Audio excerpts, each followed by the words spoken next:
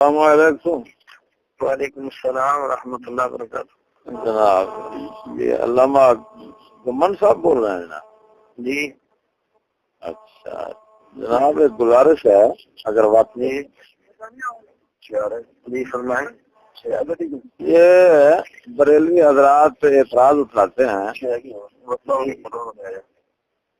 حضرت یہ بریلوی حضرات اعتراض اٹھاتے ہیں تحذیر الناس میں جو عبارت ہے نا، اگر بالفرض بعض زمانہ نبوی صلی اللہ علیہ وسلم کوئی نبی پیدا ہو، حاتمیت محمدی میں کچھ فرق نہ آئے گا، یہ جائے کہ آپ کے بعد اسی زمین آسمان یا کسی اور زمین آسمان میں کوئی نبی تجویز کیا جائے،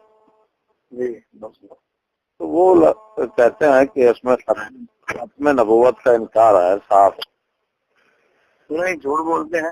اچھا، کوئی شائبہ بھی نہیں انکار کر رہا، لکھا ہے کہ خاتمیت کی 3 قسمیں، ایک زمانی، ایک مکانی، ایک رتبی۔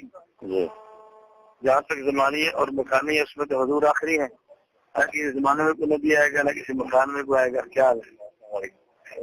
اور جہاں تک تعلق ہے خاتمیت مرتبی کا، اس میں اگر آ بھی جائے تو حضور کی خاتمیت مرتبی کوئی فرق نہیں۔ ذرا دوبارہ توجہ سے غور سے سنیے۔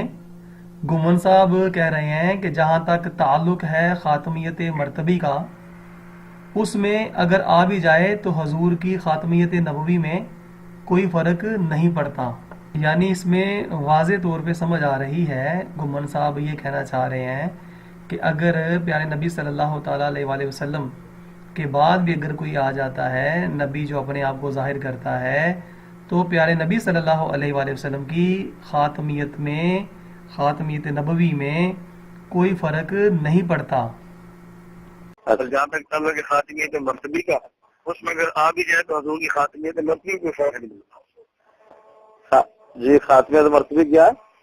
خاتمیت مرتبی میں کوئی فرق نہیں پڑتا۔ خاتمیت مرتبی کا معنی ہوتا ہے کہ اعلیٰ نبی، ایک ہے حضور کا اعلیٰ ہونا، ایک ہے حضور کا آخری ہونا۔